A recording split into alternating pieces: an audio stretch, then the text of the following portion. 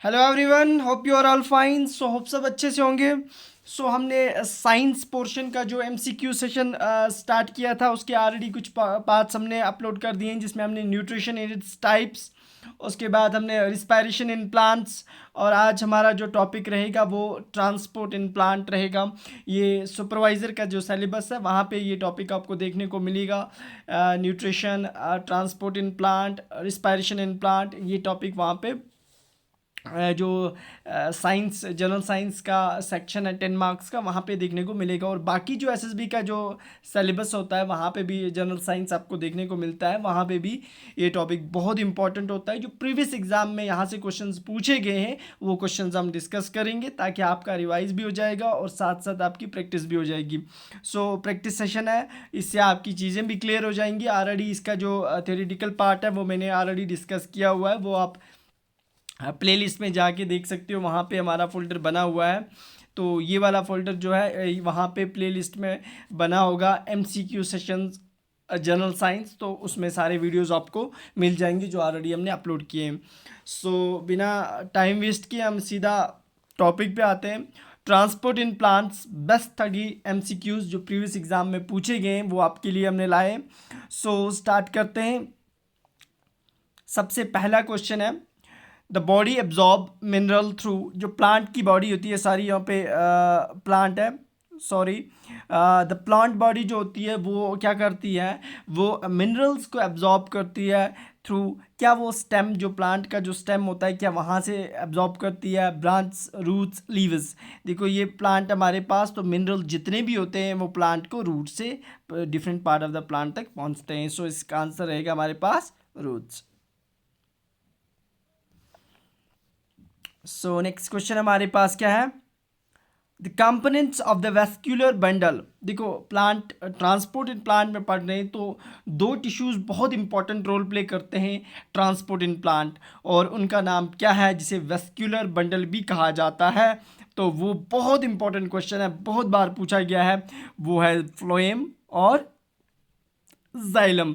Part second जो है इसका आंसर रहेगा थर्ड, यानी फ्लोएम और जाइलम दोनों को मिला के, ये दोनों प्लांट के टिश्यूज़ होते हैं, वेस्कुलर बंडल भी इनको बोलते हैं, फ्लोएम और जाइलम। इनके बारे में आगे देखते हैं कि फ्लोएम का क्या काम होता है और जाइलम का क्या काम होता है। दोनों का यही काम होता है। जाइलम का सिर्फ पानी को रूट से different part of the plant तक ले जाना, ये जाइलम का काम होता है। और फ्लोएम जो होता है, जितने भी न्यूट्रिएंट्स होते हैं, फूड होती है, वो फ्लोएम टिश्यू जो होता है वो ट्रांसपोर्ट करता है। तो यही दो मेन टिश्यूज़ होते हैं प्लांट की पूरी बॉडी में जो ट्रांसपोर्ट का काम करते हैं। और यहाँ से क्वेश्चन पूछे जाते हैं कि जिनसे ट्रांसपोर्ट होता है, जाइलम क्या काम करता है और फ्लोएम क्या काम करता है, और दोनों को मिला के हम वेस्क्यूलर बंडल बोलते हैं। नेक्स्ट क्वेश्चन हमारे पास, in what form does xylem transport exist. देखो जाइलम का काम होता है, जो पानी होता है रूट से सॉइल के अंदर, वहाँ से रूट से वो different part of the plant तक ले जाना। वो एक टिश्यू होता है प्लांट के अंदर। ये आपके पास प्लांट है, ये इसकी रूट्स है, तो इसके अंदर ये टिश्यू एक बना होता है जिसका काम होता है कि पानी को, जो लिक्विड होता है हमारे पास, different part of the plant तक वहाँ से ऊपर ले जाना। वो किसका काम होता है, वो काम होता है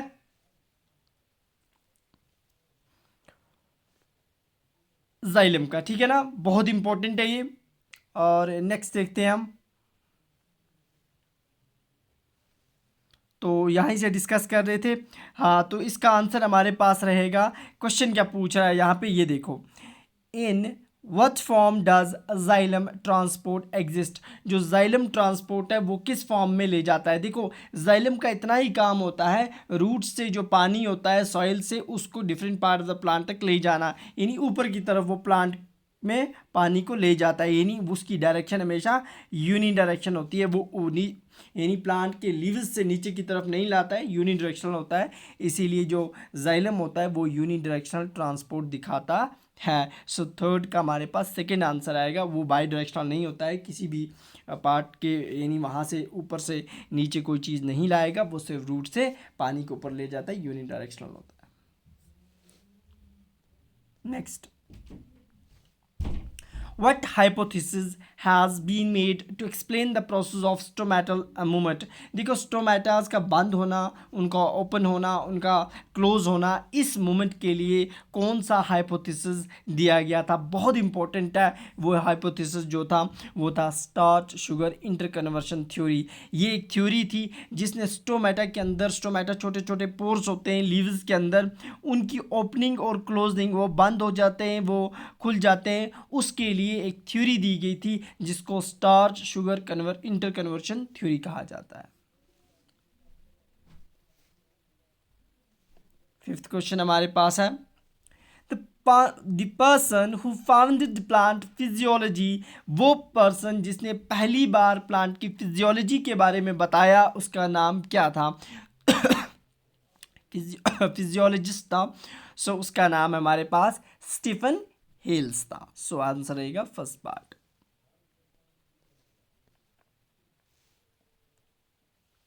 नेक्स्ट, द री export of the mineral is done by, जो मिनरल का री एक्सपोर्ट होना ना, मतलब क्या है? ये प्लांट है, प्लांट के ये लीव्स हैं, लीव्स में क्या बनता है? फूड बनती है। फूड यहाँ से different part of the plant तक पहुँचती है, और जो न्यूट्रिएंट्स फूड होती है इसको कौन ट्रांसपोर्ट करता है? अभी बोला था एक टिश्यू होता है, उसका नाम है फ्लोएम। तो जाइलम का काम है पानी ले जाना, फ्लोएम का काम है फूड ले जाना, जो लीव्स में बनती है वहाँ से different part of the plant तक ले जाना। अब री एक्सपोर्ट है ना, बार बार ले जाना मिनरल का, वो डन बाय कौन करता है? क्या लीव्स में होता है, स्टेम, ब्रांचेस या रूट में? सो इसका आंसर रहेगा leaves. Next, plants root system grow well when there is, plant का जो रूट सिस्टम है वो अच्छे से ग्रो करता है। कब अच्छे से ग्रो करेगा? जब प्लांट को क्या चीज़ होगी? जब प्लांट को पानी जो होगा वो एब्जॉर्ब करेगा रीडली। रीडली मतलब हो गया जब वो ज़्यादा से ज़्यादा पानी एब्जॉर्ब करेगा, तब प्लांट का जो सिस्टम है, रूट सिस्टम है, वो अच्छे से ग्रो कर पाएगा। The primary method through which plant loose water is through, देखो एक बिल्कुल प्राइमरी मेथड होता है। देखो प्लांट के अंदर डिफरेंट मेथड्स होते हैं जिसमें वो प्लांट क्या करता है, उसमें से पानी का लॉस होता है। सबसे जो प्राइमरी मेथड होता है उसे बोलते हैं हम ट्रांसपायरेशन। ट्रांसपायरेशन कुछ नहीं होता है, ये प्लांट है, ये प्लांट्स का रूट सिस्टम है, या प्लांट्स की ब्रांचेज हैं, यहाँ पे लीव्स हैं, इस तरह से लीव्स यहाँ पे बने हुए हैं। लीव्स के अंदर छोटे छोटे पोर्स होते हैं और वहाँ से पानी जो होता है वो निकल जाता है in the form of water vapours, छोटे छोटे ड्रॉपलेट्स में, उसे हम बोलते हैं ट्रांसपायरेशन। तभी जब भी आप किसी प्लांट के नीचे बैठते हो वहाँ पे आपको ठंडा महसूस होता है, वहाँ पे आपको कोल्ड, गर्मी में महीने में आप वहाँ बैठोगे तो आपको काफ़ी ठंड महसूस होगी वहाँ पे, क्योंकि वहाँ पे वाटर वेपर्स ज़्यादा होते हैं, क्योंकि वाटर जो होता है वो प्लांट लीव्स से क्या कर रहा होता है, उससे लॉस कर रहा होता है, तो उसको बोलते हैं ट्रांसपायरेशन। गटेशन हम वो भी पढ़ेंगे, गटेशन क्या हुआ, बिल्कुल आसान है। आगे इवापोरेशन क्या होता है वो देखेंगे। तो ट्रांसपायरेशन यही होता है, loss of water through leaves से, छोटे छोटे पोर से लॉस होना, उसे ट्रांसपायरेशन। सो आंसर रहेगा C part, third part. So next हमारे पास है water penetrating roots by diffusion in is a, जब वाटर जो होता है वो पेनिट्रेट होता है बाय रूट से, ये प्लांट है, प्लांट की रूट से यहाँ से पानी का पेनिट्रेट हो जाना बाय डिफ्यूजन। डिफ्यूजन का मतलब है फ्रॉम हायर कंसंट्रेशन से लोअर कंसंट्रेशन लिक्विड का मूव हो जाना, तो उसे डिफ्यूजन भी कहा जाता है।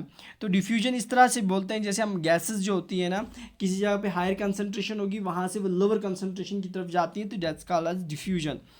तो उसे हम पैसिव एब्जॉर्प्शन बोलते हैं। कौन सी एब्जॉर्प्शन? पैसिव। सो नाइन्थ का आंसर रहेगा third part. Dash dash provides plant with hydrogen, देखो प्लांट को हाइड्रोजन की ज़रूरत पड़ती है, तो कहाँ से हाइड्रोजन मिलता है? सिंपल सी बात है, प्लांट क्या करेगा, वाटर कहाँ से लेता है? सॉइल से, रूट से जाता है, और वाटर में क्या होता है? हाइड्रोजन। सो आंसर क्या रहेगा? एटमॉस्फेयर से मिलेगा, water in the soil, methane produce by fertiliser, hydrogen उसे मिलता है जो पानी होता है सॉइल से, उसी, क्योंकि पानी का फार्मूला क्या होता है? H2O, तो उसमें क्या होता है? हाइड्रोजन, और वही वो इस्तेमाल करता है। Transport protein are control points are found in, जो ट्रांसपोर्ट प्रोटीन होते हैं या कंट्रोल पॉइंट्स होते हैं ये प्लांट की किस जगह पे पाए जाते हैं? तो ये प्लांट के रूट हेयर्स, जो प्लांट की रूट्स होती हैं, ये रूट्स बनी होती हैं, इन रूट्स में छोटे छोटे यहाँ पे हेयर्स होते हैं, यहाँ पे आपको कौन से ट्रांसपोर्ट प्रोटीन या कंट्रोल प्रोटीन्स मिलते हैं। The method through which the pHe power of hydrogen pHe gradient across the membrane supply power to for the ATP production is known as, उसको क्या कहते हैं? यानी वो मेथड जिससे pHe ग्रेडियंट जो होता है across the membrane supply power for the, जिसके लिए पावर मिलता है किसको? फॉर ATP प्रोडक्शन के लिए, उसे क्या बोलते हैं? उसे फोटो फॉस्फोराइलेशन बोलते हैं, ट्रांसफ्यूजन, डिफ्यूजन या कीमियोसिस, उसे कीमियोसिस बोलते हैं। यानी वहाँ पे केमिकल का यूज़ होता है। Extension of the root epidermal cells, root के ऊपर छोटे छोटे से सेल्स होते हैं उसकी एपिडर्मल में, ठीक है ना।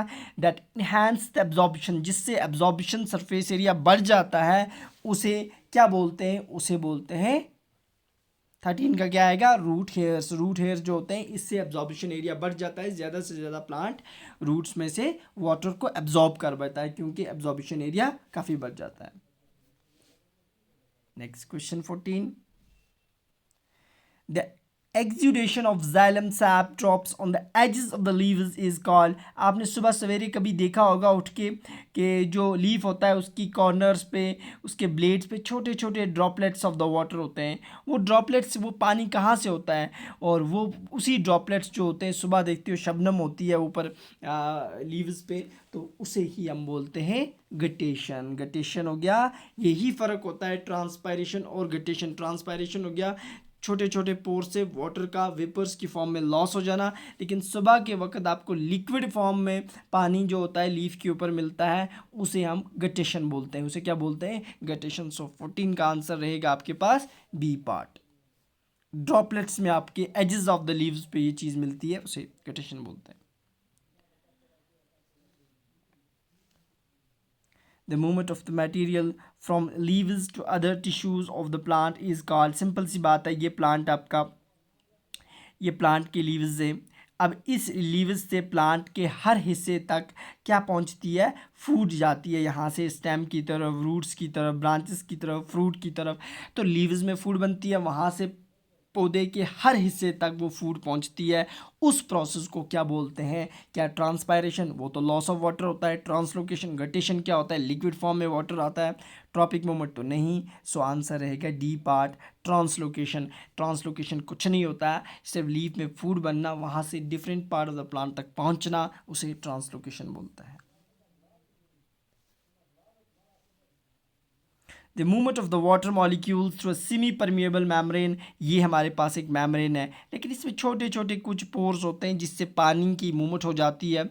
उस सेमी परमिएबल मेम्ब्रेन से उस मूवमेंट को क्या बोलते हैं? डिफ्यूजन, ऑस्मोसिस, कॉन्ट्रैक्शन या फिर more than one of the above option. देखो ऑस्मोसिस उसको बोलते हैं, क्या बोलते हैं? ऑस्मोसिस। ऑस्मोसिस में क्या होता है कि एक सेमी परमिएबल मेम्ब्रेन होती है, उससे फ्रॉम हायर कंसंट्रेशन से लोअर कंसंट्रेशन वाटर मॉलिक्यूल्स की होती है, लेकिन थ्रू सेमी परमिएबल में। डिफ्यूजन क्या होता है? ये कुछ नहीं होता है, ये सपोज हमारे पास किसी जगह पे गैसेस की कंसंट्रेशन ज़्यादा है, वहाँ से दूसरी जगह पे कम है, वहाँ की मूवमेंट जो होती है दैट्स कॉल्ड डिफ्यूजन। जैसे आप परफ्यूम का यूज़ करते हो तो एक जगह पे परफ्यूम लगाते हो और उसकी smell different corners of room तक पहुँच जाती है, वो किस वजह से होती है? डिफ्यूजन की वजह से होती है, क्योंकि हायर कंसंट्रेशन से लोअर कंसंट्रेशन मूव करती है। सो ये चीज़ याद रखना। And a tall tree, which force is responsible for the pulling water and a mineral from the soil? कुछ बड़े बड़े कुछ लंबे ये ट्रीज़ होते हैं, इनकी हाइट्स 50-100 मीटर्स तक होती है, वहाँ तक पानी कैसे ऊपर तक जाता है? कौन सी फोर्स रिस्पॉन्सिबल होती है उसके लिए? तो बहुत इंपॉर्टेंट क्वेश्चन है, बहुत बार पूछा गया है, कैसे पहुँचता है वो पानी ऊपर तक? तो उसके लिए एक फोर्स रिस्पॉन्सिबल होती है जिसे सक्शन फोर्स कहा जाता है, जिससे पानी रूट से उनकी ऊपर टिप्स तक पहुंचता है। उन हाइट इतनी ज़्यादा जिन प्लांट्स की हाइट होगी उनके लिए उसे सक्शन फोर्स कहा जाता है। Next, phloem is a tissue found in which among the following. Phloem आपको कहाँ पे मिलता है? देखो फ्लोएम तो सिंपल एनिमल्स में नहीं होगा, reproductive organs of the animal में नहीं होगा, इंसेक्ट्स में नहीं होगा। प्लांट के अंदर दो टिश्यूज आपको बोले ट्रांसपोर्ट में मदद करते हैं, एक फ्लोएम होता है, दूसरा जाइलम होता है। जाइलम का काम है पानी ले जाना, फ्लोएम का काम है फूड यानी न्यूट्रिएंट्स वगैरह लेना। सो इसका आंसर रहेगा फर्स्ट, प्लांट्स। जो पोटोमीटर होता है,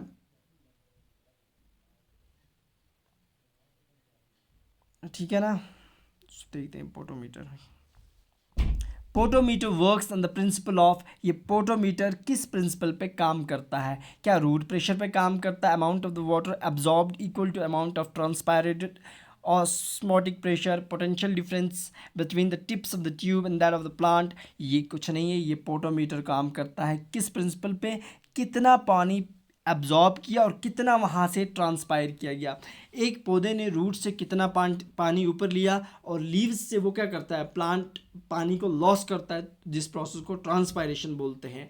तो कितना पानी एब्जॉर्ब किया और कितना लॉस किया वहाँ से, इस प्रिंसिपल पे काम करता है पोटोमीटर। तो याद रखना बहुत इंपॉर्टेंट है ये। नेक्स्ट हमारे पास है the rate of the transpiration the plant would gradually increase.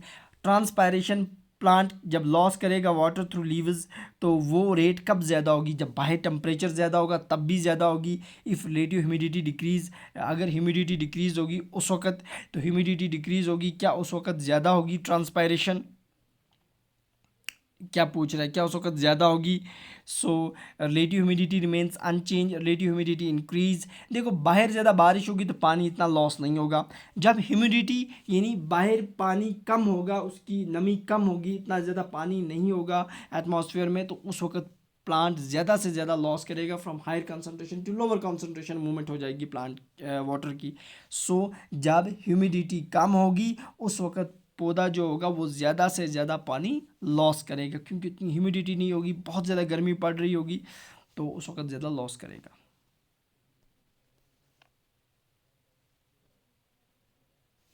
21 क्या है? Cohesion tension theory is related to, ये थ्योरी किससे रिलेटेड थी? ये transpiration, respiration, ascent of sap या डी फोटोसिंथेसिस। सो बहुत इंपॉर्टेंट थ्योरी है। तो ये रिलीज होती है एसेंट ऑफ सैप, कि किस तरह से वाटर या न्यूट्रिएंट्स प्लांट में मूवमेंट करते हैं। तो कोहेजन टेंशन थ्योरी इसी के लिए थी कि किस तरह से मूवमेंट होती है वाटर की। Which one of the following will not directly affect the transpiration पे डायरेक्टली उसका इम्पैक्ट नहीं पड़ता। देखो टेम्परेचर पड़ता है, जब टेम्परेचर ज़्यादा होगा उस वक्त ज़्यादा ट्रांसपायरेशन होगी, ज़्यादा पानी लॉस होगा। Chlorophyll content of the leave, wind speed, इससे भी पड़ता है, लाइट से भी पड़ता है, लेकिन क्लोरोफिल कंटेंट लीव्स के अंदर होता है, उससे कोई असर नहीं पड़ता ट्रांसपायरेशन कितनी होगी। So B part. 23rd, the system of the adjacent cell wall that is continuous through the plant is called adjacent cell wall। यानी एक सेल वॉल ये है, इसके साथ दूसरी, इसके साथ तीसरी, इस तरह से इसको कंटिन्यूस सीरीज जो होती है प्लांट में, इसको किस नाम से जाना जाता है? एक इंपॉर्टेंट टर्म है उसके लिए। सो उसे बोलते हैं एपोप्लास्ट। एक सेल वॉल दूसरी सेल वॉल से कनेक्टेड, दूसरी तीसरी से, इसको बोलते हैं एपोप्लास्ट। 24 क्वेश्चन हमारे पास है, rate of transpiration is highest. Transpiration कब ज़्यादा होगी? जब सॉइल ड्राई होगी, एयर इज़ ह्यूमिड। तो सॉइल वेट होगी, air dry, both soil and air are dry, soil is wet and air is humid. तो उस वक्त होती है जब सॉइल वेट होती है, जब सॉइल में ज़्यादा पानी होता है और हवा हमारी जो होती है खुश्क होती है, तब ज़्यादा से ज़्यादा प्लांट ट्रांसपायरेशन करेगा, लॉस ऑफ वाटर करेगा। Next question, the pathway of the movement of water through the cell wall only is called, उस पाथवे को क्या बोलते हैं जिसमें पानी की मूवमेंट सिर्फ सेल वॉल से ही होती है? उसे एक टर्म है उसके लिए, एपोप्लास्ट। मैंने अभी बोला सेल वॉल से कनेक्शन जो होता है उसे एपोप्लास्ट पाथवे बोलते हैं। Transport of water and the mineral in plant take place through, मैंने अभी कहा था कि वाटर और मिनरल जो होते हैं वो किससे ट्रांसपोर्ट होते हैं प्लांट में? तो वो होते हैं जाइलम टिश्यू से, ठीक है ना। बहुत इंपॉर्टेंट है, वाटर और मिनरल को कौन सा टिश्यू करता है ट्रांसपोर्ट, जाइलम करता है। लेकिन अगर फूड मटेरियल है, जो फूड बनती है लीव्स के अंदर, उसको कौन ट्रांसपोर्ट करता है, उसको करता है फ्लोएम टिश्यू। ये फूड को ट्रांसपोर्ट करता है लीव्स से different part of the plant. Water और मिनरल के लिए एक टिश्यू होता है जिसको बोलते हैं जाइलम, तो मिनरल, ये दोनों बहुत इंपॉर्टेंट है। 27 which the form of the sugar transported through the phloem. Phloem क्या होता है, जिससे फूड ट्रांसपोर्ट होती है प्लांट में, तो वो कौन सी शुगर को ज़्यादा ट्रांसपोर्ट करता है, तो वो करता है सक्रोज को। तो ये वाली शुगर ज़्यादा ट्रांसपोर्ट होती है through phloem. Root hair absorb water from the soil with the help of, root hair जो होती हैं वो पानी को एब्जॉर्ब करती हैं सॉइल से, किस की मदद से, एक प्रेशर होता है जिसकी वजह से वो एब्जॉर्ब कर पाती हैं, और वो होता है ऑस्मोटिक प्रेशर।